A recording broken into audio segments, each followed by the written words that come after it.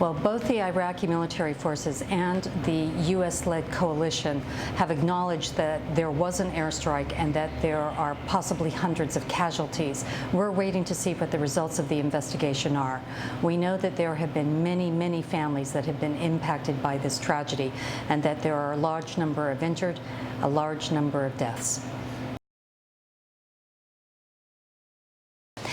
We do not know who is responsible for this airstrike. We understand that an investigation is underway, but we don't know the results of that yet. Well, in the western sections of Mosul city, where the fighting is the most intense right now, many of these areas are very small neighborhoods. There are tiny alleyways. If there is an explosion, it's almost as if there's a blast chamber. So the impact of the explosion is far greater than if the airstrike were to occur in a more open area. In eastern Mosul, many of the areas that were impacted by airstrikes were suburbs. They were wide open areas. That's not the case in western Mosul, and this may account for part of the reason why the impact has been so devastating. There's no question, families in western Mosul right now are at grave, extreme risk. They're at risk from explosive hazards. They're at risk from being caught in crossfire from mortars. We know that families that have been trying to escape the city are often targeted by ISIL. They're shot directly as they're trying to leave. Families who stay are also at risk. If you're a family and you're trying to leave, you're in danger. If you're a family and you're staying, you're in danger.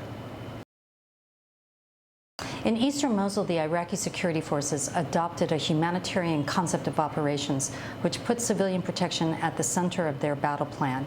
They said to civilians, we'll do everything we can to protect you in your homes. If we can't protect you, we'll help you to move across safely the front line and get into an IDP camp where the United Nations and the government can provide you with safety and with support. 550,000 civilians stayed in eastern Mosul. There was very limited damage. There was damage, but it was far less than we had originally expected. In the case of western Mosul, we're seeing that hundreds of thousands of civilians are fleeing. They're not staying in their homes. They're leaving the city. Right now, probably close to 200,000 people have left western Mosul, and we expect in the days, the weeks ahead, that another 300,000, maybe even 350,000 more people may leave the city. The fighting has just entered the densely populated Old City. There are 400,000 people there. We're extremely worried about what's going to happen to them. You know, the main supply line into western Mosul has been cut since mid-November. That means that foodstuffs and medicines and other things that you need in order to survive haven't been entering that part of the city for months and months. Many of the families that are escaping right now are in bad condition. Many of them haven't had access to food or to safe drinking water. Electricity's been cut. They're in bad shape. And we expect that as the fighting continues, that the conditions of those families is going to deteriorate further.